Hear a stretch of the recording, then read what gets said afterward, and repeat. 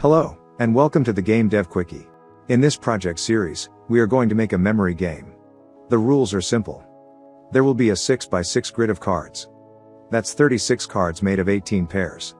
All cards are shuffled and dealt face down. On each turn the player will flip 2 of them, trying to find a pair. The cards are collected on success, or put back face down otherwise. The player should remember the card faces, and keep trying until all cards are collected. Let's get right to it. We are going to be using this Global's Helper class. It allows easier access to the content, sprite batch, and elapsed game time. And the Game Manager class that will bind everything else together.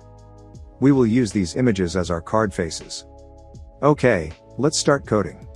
First, we make a card class. It's going to start as a simple texture with a position. The constructor and the draw method are straightforward. Next, we need a playing board. It has a few constants.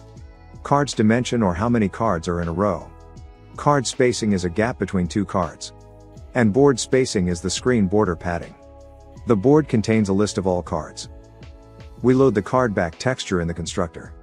Calculate the spacing and the total count of cards. Let's use a loop to initialize all the cards. We need just a position for now. Create a card and add it to the list. The draw method cycles through the list of cards.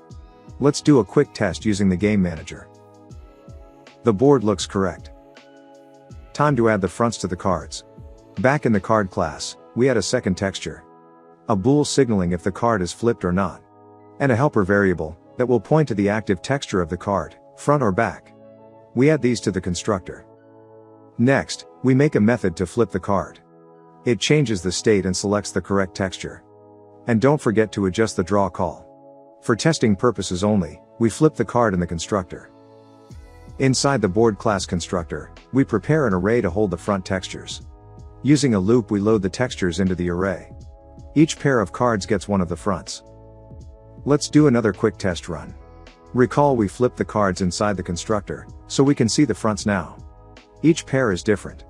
Great. The next step is to shuffle the cards.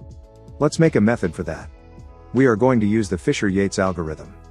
You can find out how it works in the description. Call the shuffle and we are ready. The board is now shuffled. We can run it again to see if it's different. Perfect. And that's all for now. But we will continue working on this project, don't miss it. Do you have any suggestions on how to improve the game? Share it in the comments and it might get implemented later. You can find the code in the description. Thanks for watching, and see you next time.